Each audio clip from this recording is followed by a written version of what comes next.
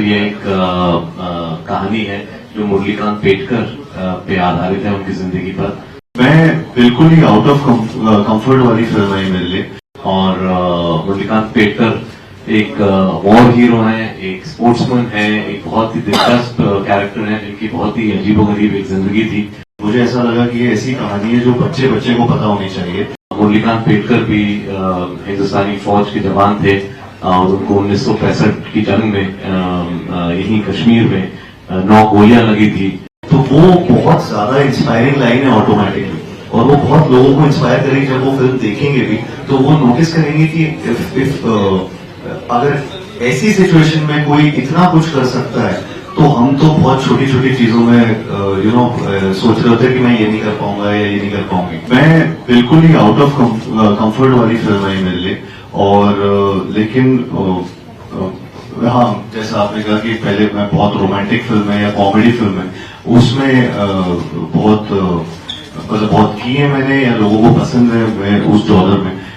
But ये मेरे लिए, मुझे ऐसा लगा ये एक लाइफ टाइम में एक अपॉर्चुनिटी आती है विद चंदू चैंपियन।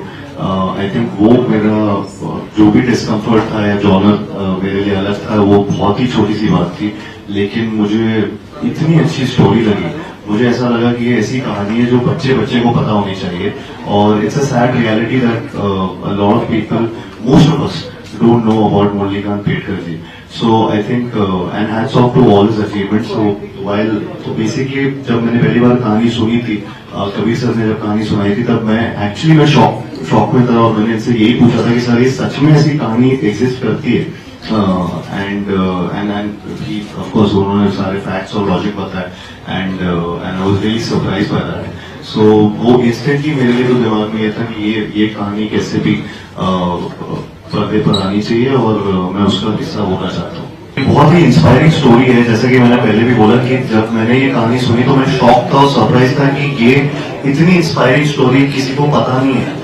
और ये ऐसी स्टोरी है जो ना कि सिर्फ इंडियंस को, ये बाहर भी यूनिवर्सली जिस तरीके से एक हमारे एक इंडियन ने अपने देश का नाम रोशन किया पूरा इंटरनेशनल लेवल पे, उस कहानी को हम कैसे नहीं जानते अभी तक, उस कहानी को अभी तक कैसे नहीं सेलिब्रेट किया हमने।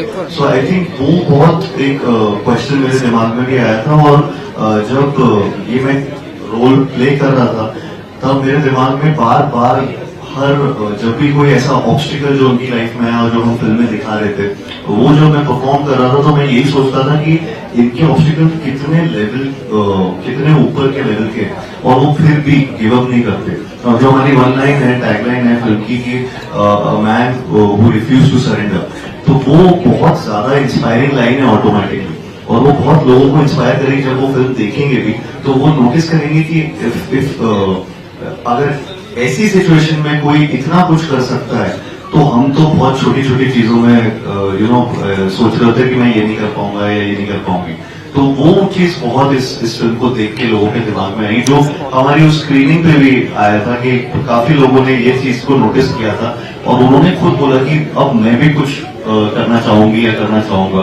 सो वो बहुत मैं खुद भी बहुत इंस्पायर हुआ स्टोरी से while playing Murlikant Petkar. Movie के बारे तो वैसे जो हम बताना चाहते थे हमने ट्रेलर में डाल दिया है, लेकिन उसके अलावा अगर मैं आपको बताऊं तो ये एक कहानी है जो मुरलीकांत पेटकर पे आधारित है, उनकी जिंदगी पर। और मुरलीकांत पेटकर एक वॉर हीरो है, एक स्पोर्ट्समैन है, एक बहुत ही दिलचस्प कैरेक्टर है जिनकी बहुत ही अजीबोगरीब एक जिंदगी थी। तो वो सब्जेक्ट है हमारी फिल्म का, जिसका नाम है चंदू चैंपियन, जो 14 जून को रिलीज हो रही है। और ट्रेलर आप लोगों ने देखा होगा, उसमें देखा होगा कि बहुत अलग अलग किस्म के जो उनके एक्सपीरियंसेस रहे हैं जिंदगी में, उस सब के बारे में ये फिल्म है। और जम्मू हम इसलिए आए हैं क्योंकि जम्मू उधमपुर जो है एक बहुत ही बड़ा आर्मी बेस है, कंटोनमेंट है। और मुरलीकांत पेटकर भी हिंदुस्तानी फौज के जवान थे और उनको 1965 की जंग में यहीं कश्मीर में 9 गोलियां लगी थी। और वो उधमपुर जो यहाँ से पास में जो सबसे बड़ा कंटोनमेंट है, उधमपुर के हॉस्पिटल में थे काफी अरसे के लिए। तो इसलिए आपने सोचा कि हम अपने जवानों के साथ एक फिल्म के लिए एक जश्न रखें, थोड़ा उनके साथ